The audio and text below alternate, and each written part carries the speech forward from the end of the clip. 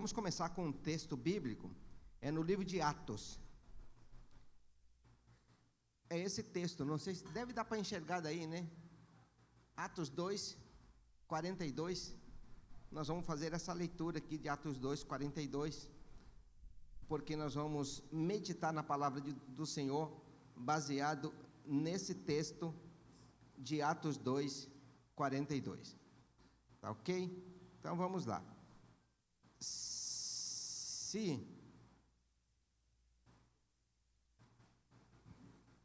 Se conseguirem ler, pode acompanhar a leitura aí. E se não conseguir, está tudo certo. A Bíblia diz assim: e perseveravam na doutrina dos apóstolos, e na comunhão, e no partir do pão, e nas orações. Dá uma pausa aqui para os irmãos entenderem essa leitura. Essa leitura é uma narrativa de como acontecia a igreja naquele período. A igreja saiu de uma condição assim de expectativa, porque quando Jesus morreu, eles ficaram muito assim, meio que perdidos. O que vai ser? De repente as coisas canalizaram, porque o Espírito de Deus começou a fluir e a organizar tudo, e a abençoar e direcionar tudo. E aí chega nesse texto que é logo em seguida, depois da ressurreição de Jesus, ele subiu ao céu, e logo em seguida Pedro pega a palavra, acontece um grande avivamento, e as pessoas que converteram eram uma multidão muito grande, e não dava para ficar reunindo todo mundo em vários lugares, então eles começaram uma estratégia parecida com a que Jesus fazia, que é essa ideia das casas.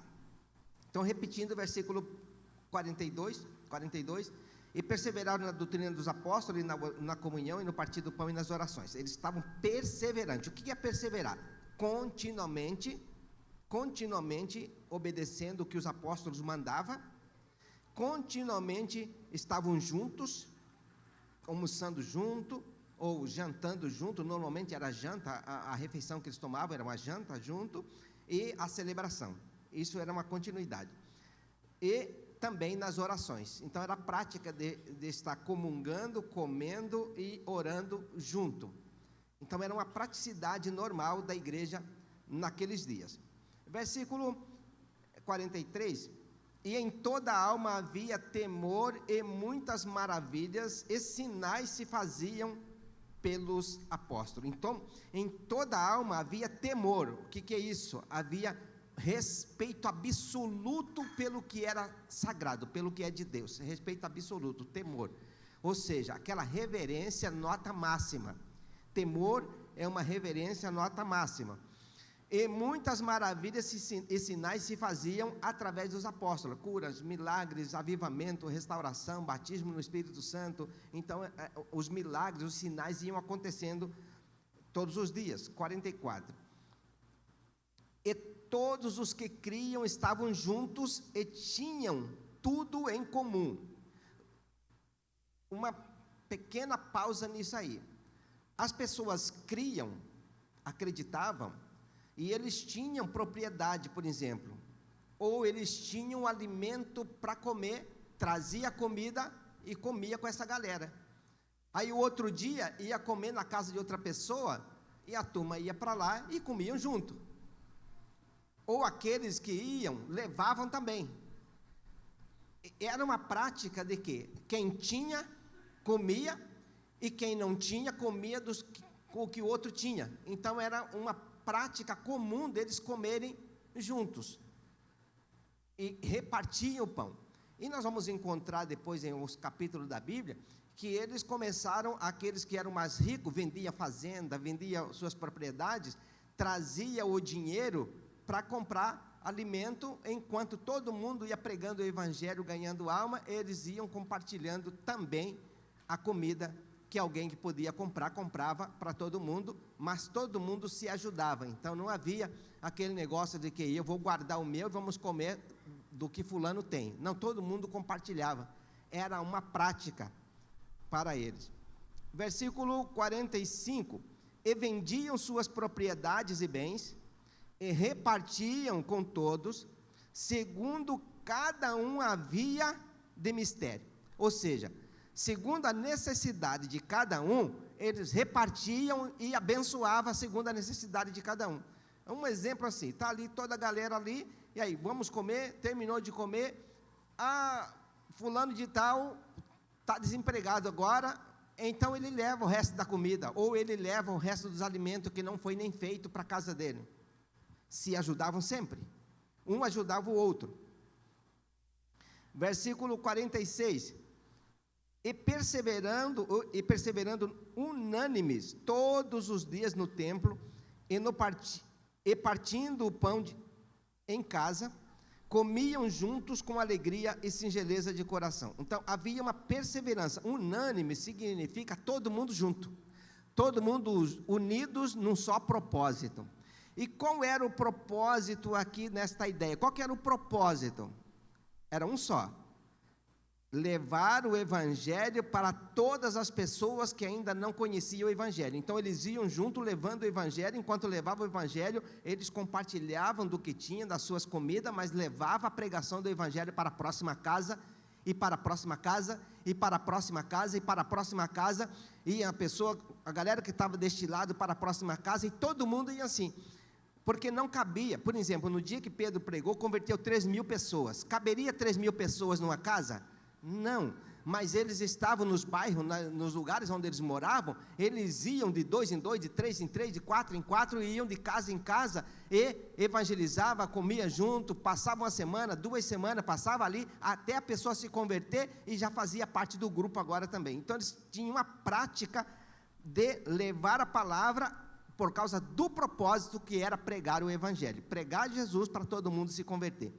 E em pouco tempo, eles tinham milhares e milhares de pessoas convertidas e batizadas, porque eles tinham esse foco do propósito de pregar o Evangelho, de ganhar uma para Jesus.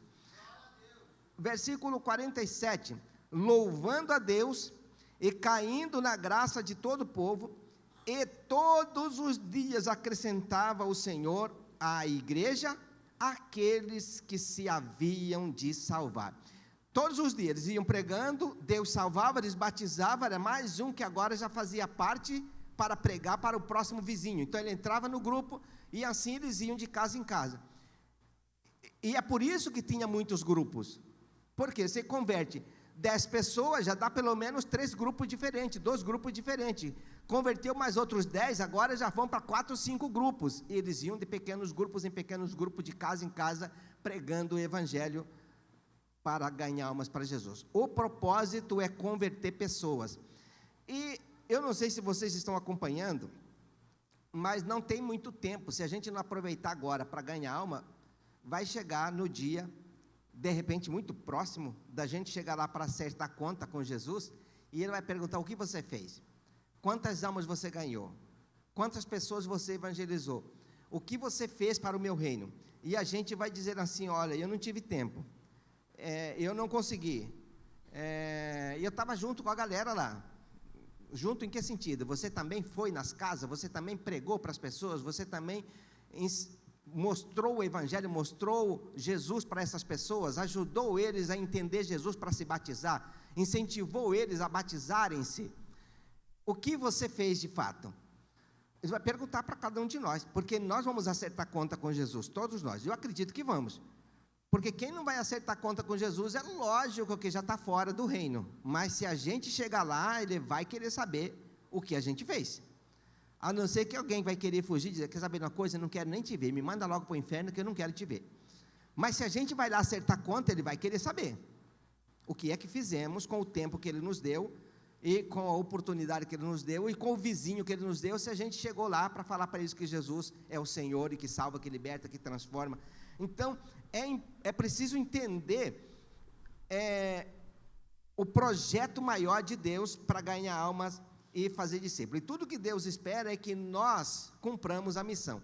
E como eu estava dizendo para vocês, eu estou assim, olhando o cenário mundial, e eu não preparei nada especificamente para falar, não fiz nenhum apontamento específico, mas eu estou estudando Apocalipse de novo, fazendo uns estudos com um grupo de pastores, fazendo os estudos, e eu estou observando que nós de fato estamos vivendo muito próximo do reinado do anticristo definitivamente.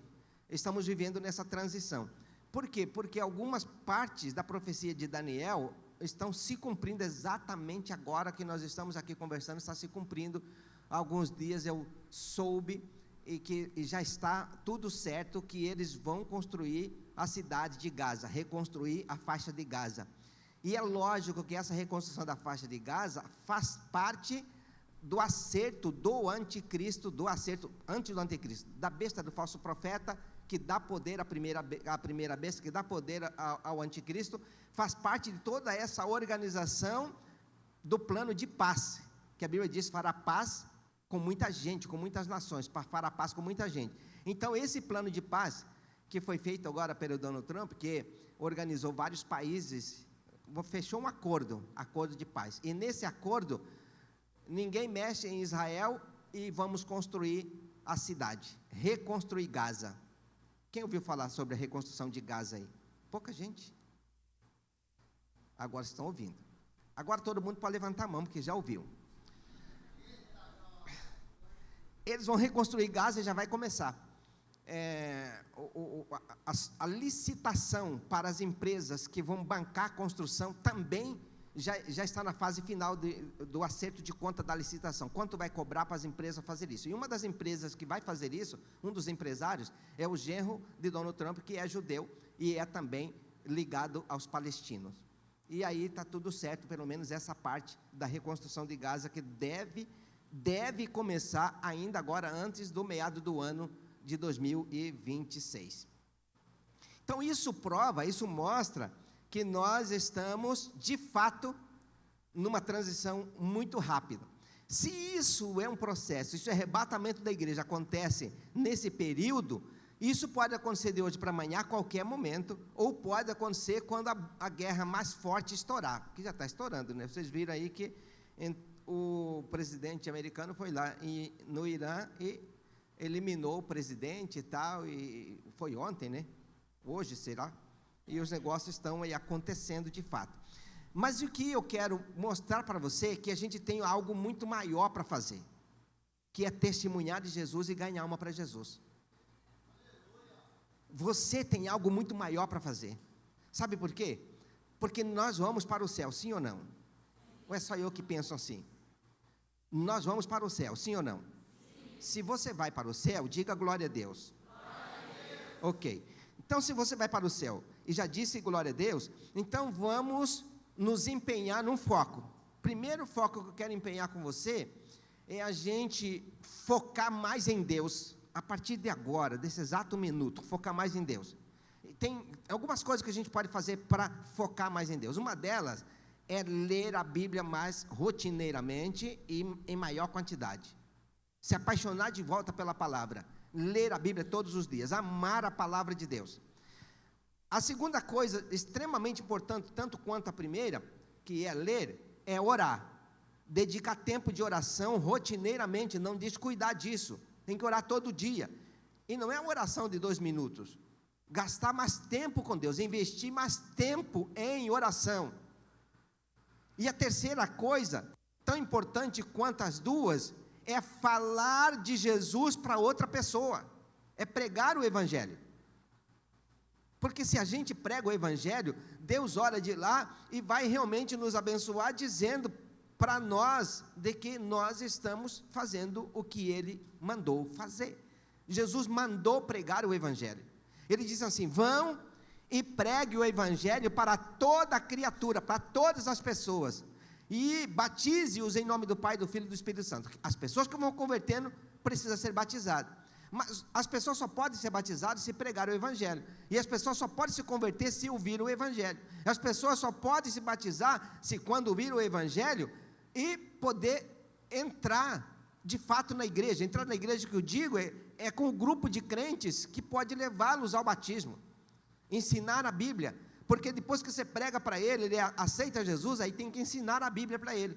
Tem que dizer para ele: você vai ler isso, vai ler assim, começa lendo em Mateus, Marcos, tal livro, e o que se tiver dúvida, fala comigo, que eu também não entendo muito, mas aí vamos, nós dois juntos, vamos lá falar com quem entende. mas você começa o processo de estudar junto com a pessoa. É preciso fazer isso porque nós estamos vivendo os últimos dias. Aí, eu preparei uma palavra que ela é muito grande, mas eu vou tentar andar rápido aqui para a gente chegar aqui na parte final. A minha missão é o chamado para ganhar e discipular. A minha missão que eu digo é a minha missão igreja. Se você faz parte da igreja, é a sua missão, porque a missão da igreja, a minha missão como igreja, a sua missão como igreja, é ganhar alma para Jesus, é discipular pessoas para Jesus, é ganhar e discipular. O que é ganhar e discipular? Prega o evangelho, ela aceita Jesus, e agora ensina a Bíblia para ele, ensina a vida cristã, ensina a oração, ensina a convivência na vida cristã, e isso é discipular. Discipular é ensinar a Bíblia e ensinar o processo de vida cristã. Então você gasta um tempo, semana, meses, gasta uma caminhada com essa pessoa, isso é discipular. Discipular é andar junto ensinando o que você já aprendeu do evangelho. Discipular é andar junto e ensinando o que você já aprendeu do evangelho. Mas não dá para ensinar se não anda junto. Só de encontrar na igreja não é discipular, nunca vai ser. É preciso estar perto, é preciso ter uma convivência. O próximo passo aqui, o próximo ponto, são esses textos aqui. Lucas 6, versículo 12, 13, 14, 15 e 16. E aconteceu que naqueles dias saiu ao monte a orar, e passou a noite em oração a Deus. Olha aí. Significa que dá para orar uma noite toda? Nem sempre acontece isso, e inclusive a nossa vigília, que era a noite toda, agora só vai até meia-noite. Mesmo assim, não vem todo mundo. Na próxima vigília, venha, você que está aqui me ouvindo, venha na vigília, aqui, eles passaram a noite, não era só Jesus e os pescadores que ele falou, vem andar comigo. Jesus chamou os pescadores, foi lá, chamou os pescadores.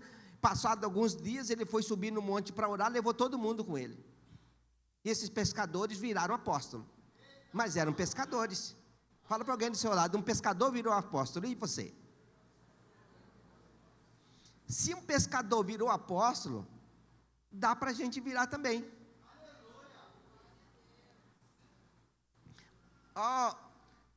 E quando já era dia, chamou a si os seus discípulos e escolheu 12 deles, a quem também deu o nome de apóstolos. Eles eram só os pescadores. Jesus chamou eles, andou com eles, vai ora daqui, vai para lá.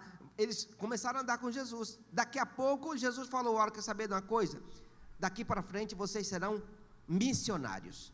Apóstolo quer dizer missionários. Agora, daqui para frente, vocês têm uma missão para fazer. Ao receber a missão, quer dizer, apóstolo, porque eram os primeiros missionários.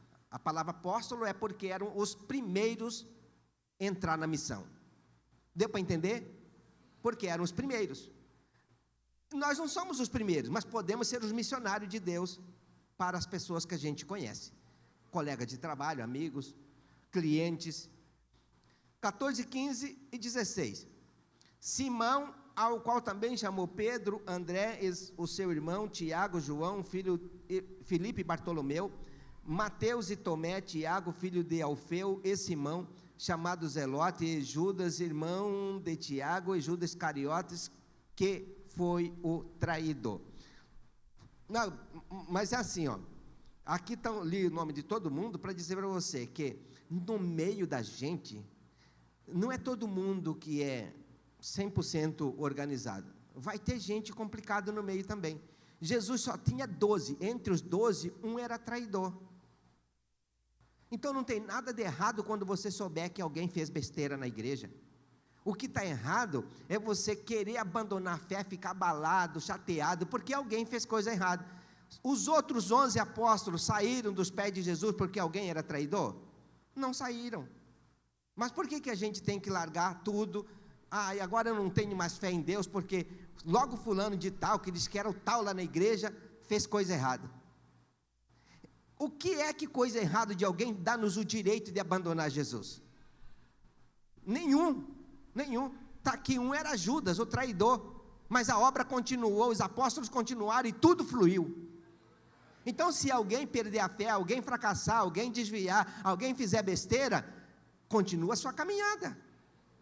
Não pode agora, minha fé acabou, porque logo fulano de tal, que era tão santo, Judas talvez parecia muito santo para alguém, mas ele era um traidor. Então, no meio da igreja, no meio do povo de Deus, sempre vai ter alguém que vai pisar na bola, que não seja eu nem você.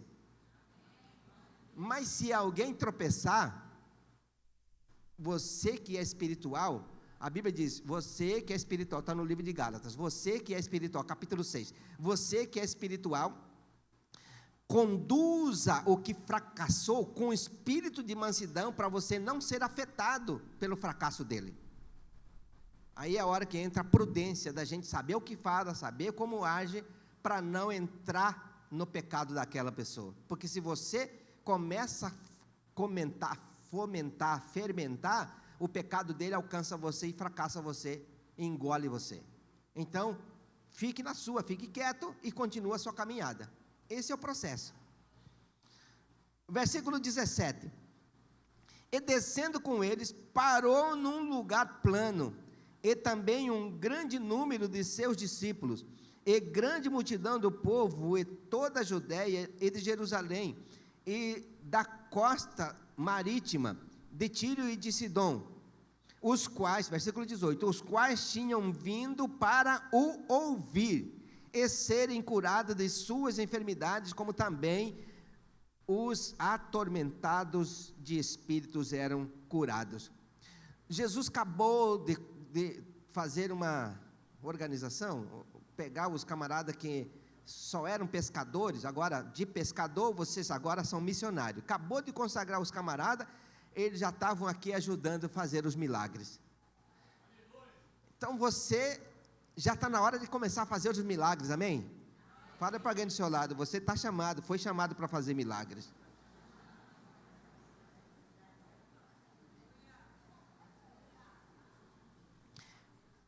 E aí, eu quero gastar mais 20 minutos com um negócio aqui espetacular. E está aqui o assunto aqui, de casa em casa.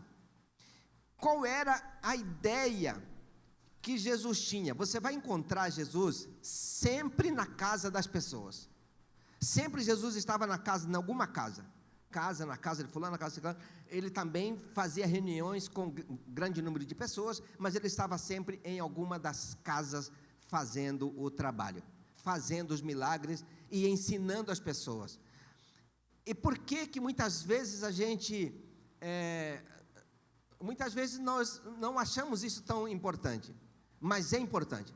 Na nossa casa é o lugar importante, é o lugar da refeição, o lugar da oração, o lugar em que a gente tem as vizinhanças por perto, o nosso vizinho da direita e da esquerda, é o lugar onde a gente pode influenciar pessoas a querer Jesus de verdade.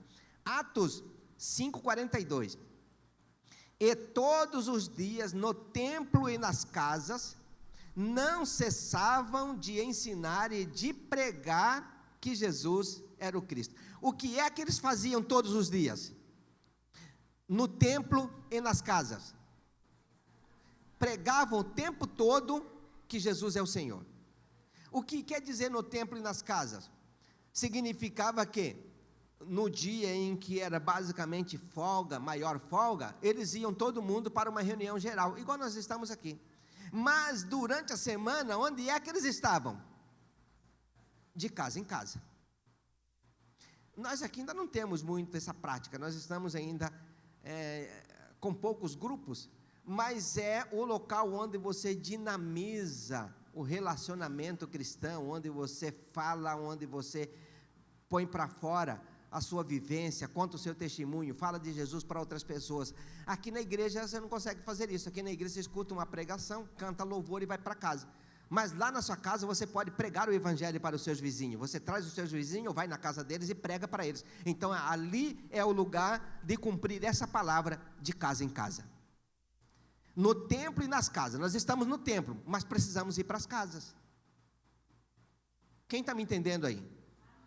Nós estamos cumprindo a palavra. É a palavra de Deus que diz isso para nós. de casa em casa. Outro versículo, de casa em casa. Atos 20, versículo 20. Sabeis que nada que útil seja, deixei de vos anunciar publicamente e nas casas. Eu anunciava para vocês na multidão, mas nas casas. E um outro texto bíblico diz isso aqui, de casa em casa. Ou seja, não é lugar de anunciar apenas no meio de uma grande multidão, quando tem bastante gente, porque aqui na verdade é um culto, mas não é o lugar de pregar o evangelho. Não é. Aqui a gente não prega o evangelho, aqui a gente celebra um culto. Pregar o evangelho a gente prega onde tem as pessoas que ainda nem quer saber de quem é Deus, não conhece Deus e não quer saber quem é Deus. Lá é o lugar de pregar o evangelho. Aqui é uma celebração de culto, pregação da palavra, de ensino, de louvor, de adoração, de admoestação, qualquer outra palavra, mas o evangelho a gente prega lá nas casas. Quem está me entendendo aí? É lá o lugar de pregar o evangelho. E quem é que vai pregar o evangelho lá? Sou eu. Você consegue falar isso? Quem é que vai pregar o evangelho para o meu vizinho? Sou eu. Visto que eu posso ir no meu vizinho, mas eu não posso ir no seu. Você não pode ir lá no meu vizinho, mas você vai no seu vizinho. Então o meu vizinho, da direita ou da esquerda, de frente, do bairro, da região, por ali, sou eu que vou pregar, porque está perto de mim, está no meu contexto.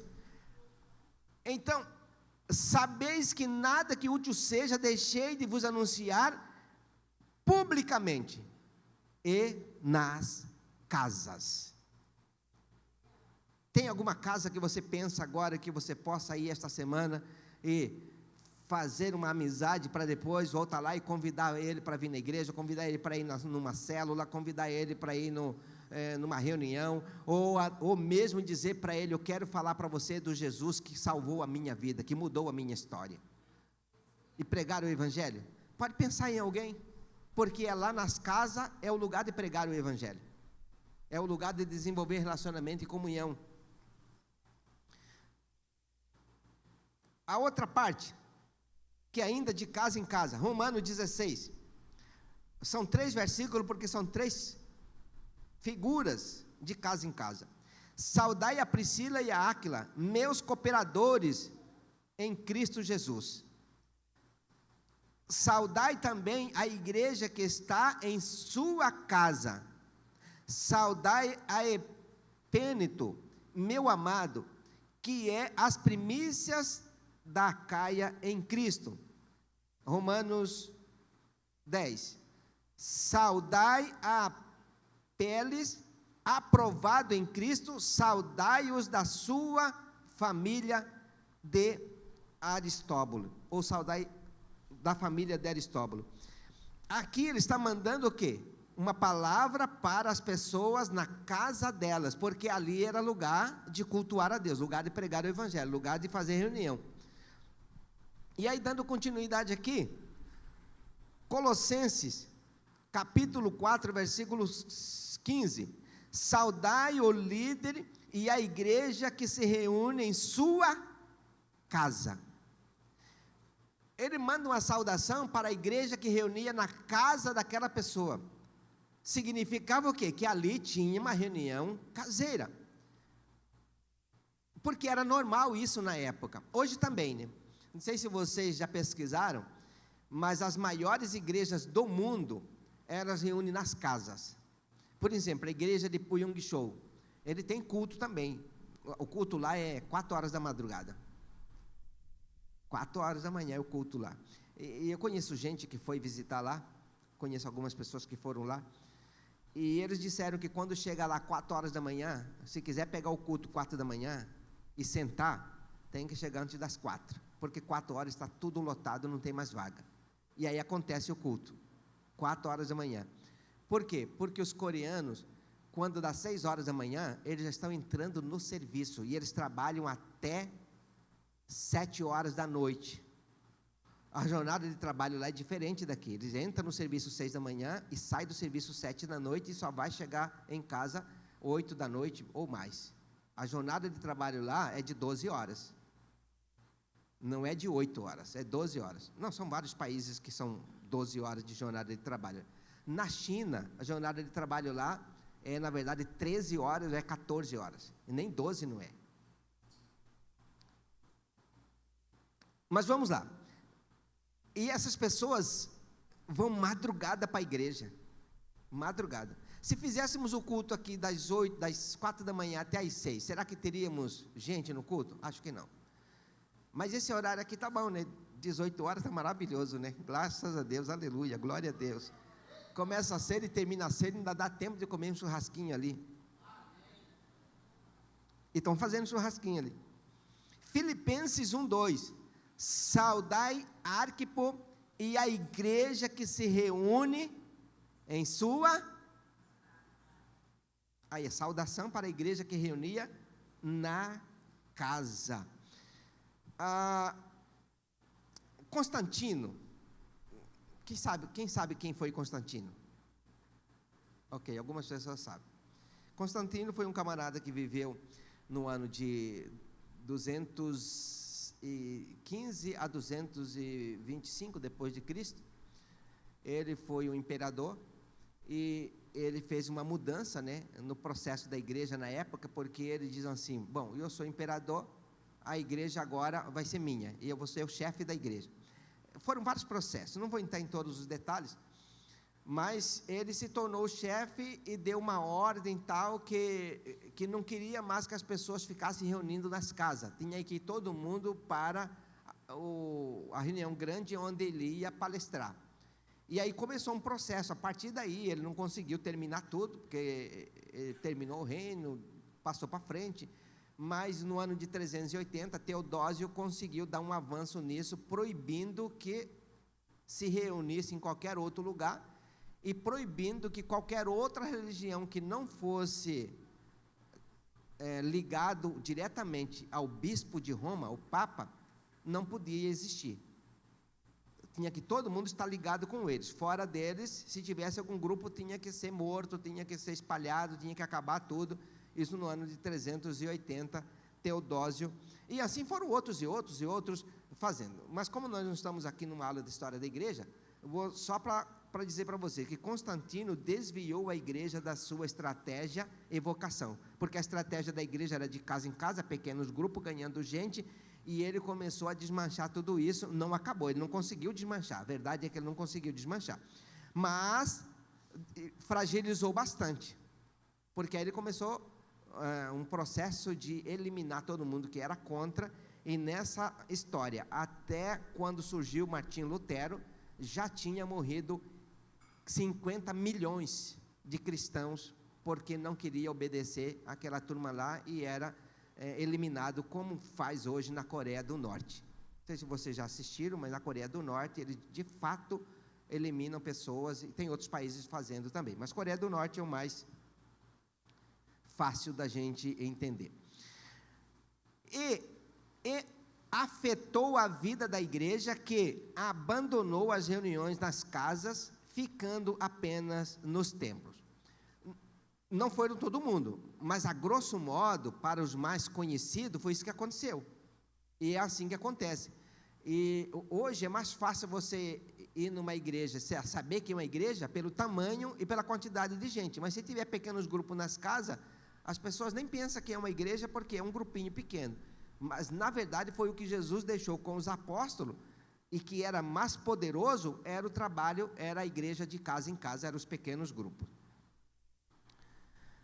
Dando continuidade aqui, andando um pouquinho mais rápido aqui, as maiores igrejas do mundo são de pequenos grupos, como já comentei, mas Deus tem trazido de volta o mover dos pequenos grupos em sua igreja. Não há como cuidar de uma multidão sem pequenos grupos, ou sem células. Falando em células, o nosso nome aqui é chamado de PG, Pequeno Grupo Renovo, PGR, Pequeno Grupo Renovo. E a Convenção Batista Nacional orienta que a gente trabalhe com pequenos grupos, e nós já estamos num processo trabalhando tudo isso. As lideranças principais da igreja, você talvez não está ainda bem envolvido, mas a liderança principal da nossa igreja já estamos trabalhando com duas frentes, pequenos grupos, que são as células, são pequenos grupos, e também já estamos trabalhando com um negócio chamado microgrupos, que são discipulado para todo mundo receber orientação e discipulado rotineiramente, de acordo com aquilo que a Bíblia manda ganhar e discipular. Continuando aqui, não há como cuidar de uma multidão sem pequenos grupos. Não há como ganhar uma multidão sem pequenos grupos. A igreja é o corpo de Cristo. Um corpo é formado por pequenos grupos, ou célula. Aqui a palavra está célula muito mais pelo sentido. Todo ser humano tem célula, correto? Sim ou não? O corpo é formado de células. E células têm todos os componentes das células.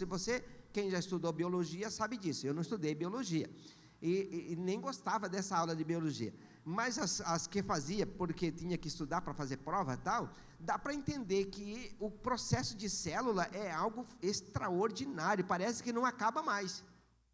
E o trem começa ali, que vai multiplicando célula disso, célula daquilo outro, e vai multiplicando, e daqui a pouco parece que está infinito. Célula é isso, célula do corpo é isso. A igreja bíblica é a narrada em Atos, e ela se movia no grande ajuntamento e nos pequenos grupos, nas casas, os pequenos grupos.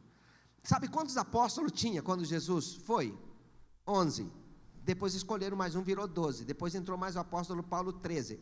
Mas pensa, 13 pessoas para fazer reunião de casa em casa, numa igreja de, vamos colocar aí, 8.000 pessoas reunindo um grupinho de 5 em 5 nas casas.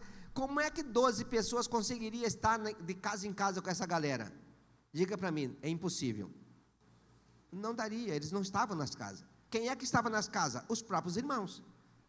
Mas os apóstolos também iam fazer de casa em casa, separadamente, mas ia. Mas quem é que fazia as reuniões? O povo da igreja. Todo mundo que ia convertendo, ia fazendo o trabalho. Por isso que eles estavam de casa em casa, porque todo mundo entendeu a missão. Todos entenderam a missão. Por isso que deu certo. Para terminar aqui, numa igreja, em célula, as pessoas não vão à igreja, elas são a igreja. Cada casa é um lugar onde essa igreja pode atuar. Cada crente é um ganhador de almas, e cada crente é um pastor, cuida e discipula outras pessoas. Cada um de nós, pensa assim, pensa comigo aí, você é mãe, então você cuida do seu filho. Você é pai, cuida do seu filho. Aí, seu pai fica velhinho, você cuida do seu pai. Sua mãe está velhinha e não consegue mais lidar, você cuida da sua mãe. Como o Kleber faz com a mamãe, o tempo todo.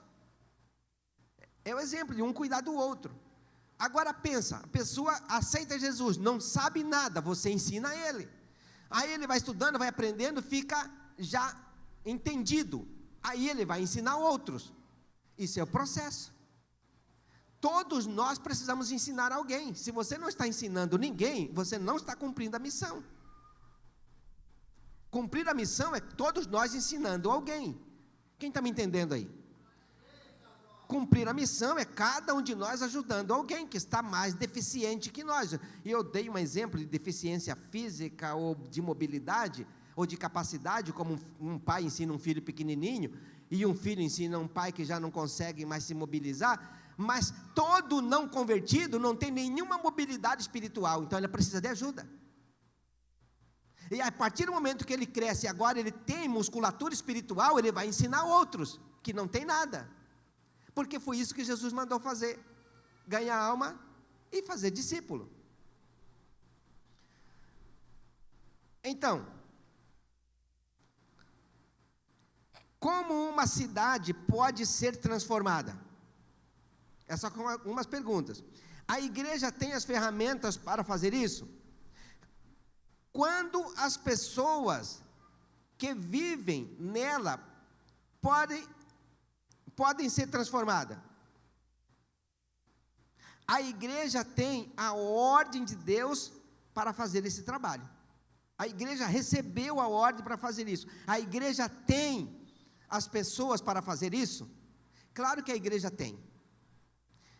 Vamos pensar aqui na nossa igreja. Nós temos a ferramenta completa para fazer isso. Por quê? Porque eu faço, o irmão José faz, o Kleber faz, o Demilson faz, o Josenir faz, o Edson faz, a irmã Maria faz, a Rosa faz, o Giovanni faz, a Maria faz, o Sansão faz. Se cada um de nós fizermos o trabalho que Jesus mandou fazer, a gente cumpre a missão, e semana que vem o arrebatamento da igreja acontece, a gente fala, Senhor, eu já fiz a minha parte, porque vai acontecer o arrebatamento, e está perto, e a gente vai poder, Senhor, eu trouxe alguma coisa, e eu fiz, e eu entendi, Senhor, eu entendi, eu comecei a fazer, demorei, mas entendi, a ficha caiu. Então Deus nos chamou para fazer um grande trabalho, e agora eu conclusão, a igreja precisa sair da grande omissão para entrar na grande comissão. A gente precisa fazer isso, sair da grande omissão para a grande comissão. A ordem foi dada, e a ordem é: ide, e fazer discípulo de todas as nações. Ide, pregue o evangelho. A estratégia foi demonstrada por Jesus. Jesus demonstrou a estratégia e reproduziu através dos apóstolos. Os apóstolos reproduziu tudo que Jesus ensinou.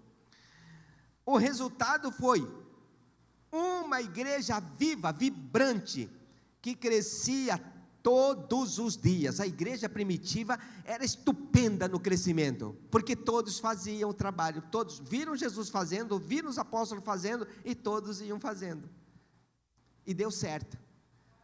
A igreja primitiva deu certo, sim ou não? Tanto é que nós estamos aqui, nós somos resultado do que deu certo lá, e se deu certo lá, vai dar certo para esta cidade também. Quem vai obedecer a essa ordem de Jesus? Quem vai obedecer? Quem vai seguir o exemplo de Jesus? Quem quer dar os seus dons e talento para Jesus? Todos nós temos dons, todos nós temos talento, todos nós temos vida, todos nós temos saúde, todos nós temos alguma coisa para dar. Agora a ideia, a pergunta é: eu estou disposto a dar do que eu tenho para Jesus? Porque a Bíblia diz: quem dá ao pobre empresta a Deus. Quem dá o evangelho para um perdido, ele está dando para Deus, porque o perdido vai entrar no céu, e tudo que Deus quer, levar o perdido para o céu, tirar o perdido da perdição e colocar no caminho da salvação. Quem é que vai fazer isso? Jesus não vai descer de lá para fazer isso, porque já mandou você, já mandou a mim. Nós já fomos enviados para fazer isso.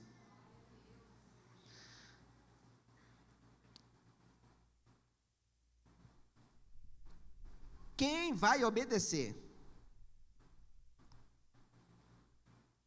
E aí eu deixo aqui, já na última ali, quem quer dar os seus dons e talentos para Jesus nesta noite?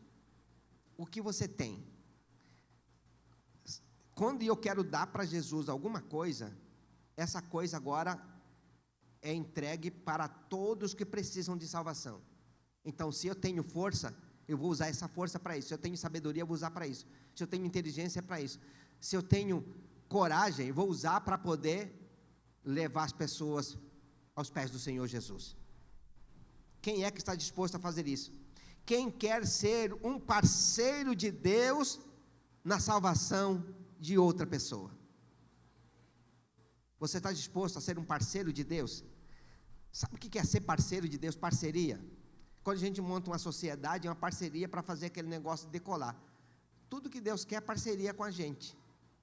Ele salvou a gente para a gente ajudar Ele a salvar outro. É uma parceria. Aí Ele dá sabedoria, dá entendimento, dá proteção, cuida de nós, dá saúde, você ora, Ele protege, Ele dá, Ele sustenta tal, para a gente fazer o trabalho. Parceria. Uma parceria. Quem quer dizer hoje, Eis-me aqui, Senhor, eu vou nessa parceria. Eu desafio você a dizer para Jesus hoje: eis-me aqui. Eis-me aqui na parceria. E eu vou falar de Jesus para alguém esta semana. Eu vou. Uma parceria boa, eu vou falar. Mas alguém não vai ouvir. Se ele não entendeu, não quis aceitar, é outra história. Mas Jesus precisa que você fale dele. Amém?